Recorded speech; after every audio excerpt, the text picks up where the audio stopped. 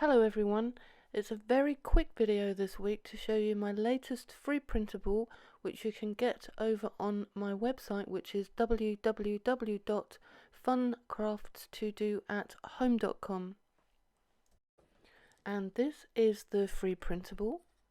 You can just download it from my latest blog post, no passwords needed anymore. In fact, all of my free printables are all now available password free on one page.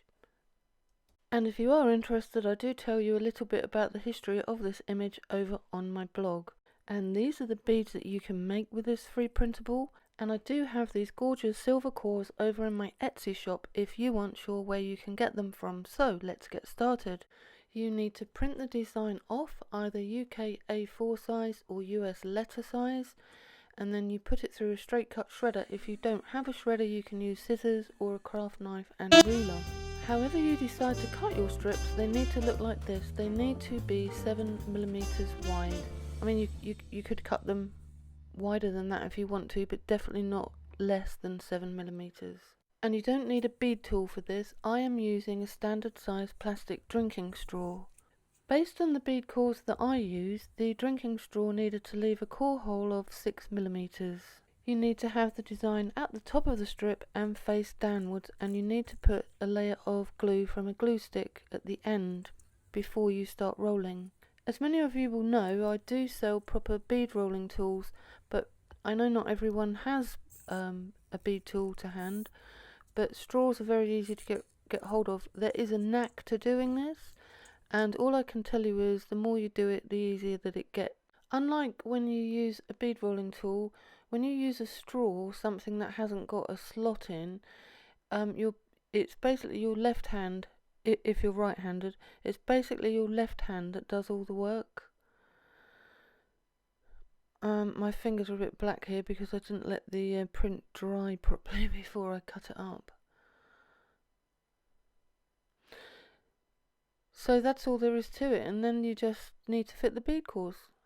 And to do that, I use Anita's clear gloss, but you could use any glue.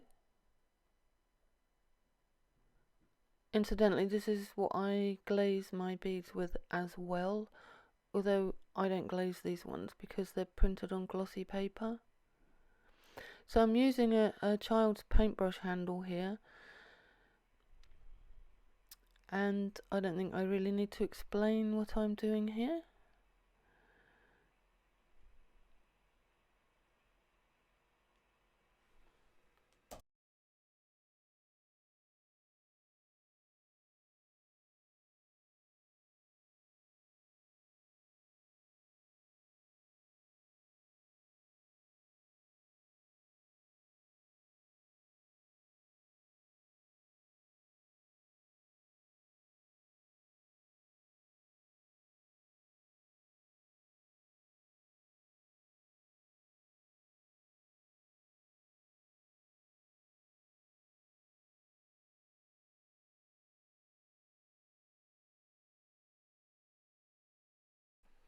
I have used a couple of different bracelets here. I've used a snake chain and a bangle.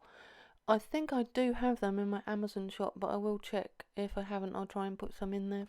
These bangles are really easy to use. You just screw the end off like this, put your beads on, and then put the end cap back on. I hope you've enjoyed this video. I will be back again very soon. I'm not sure quite when.